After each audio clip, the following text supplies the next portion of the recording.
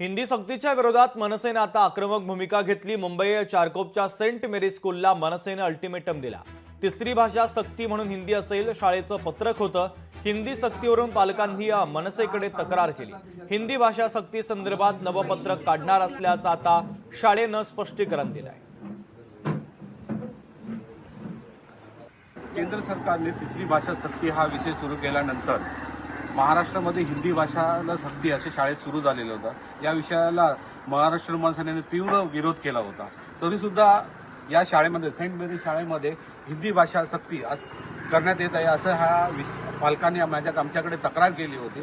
त्यानुसार आम्ही या ठिकाणी या शाळेमध्ये आलो, प्रिन्सिपल झेंडे मॅडमना भेटलो।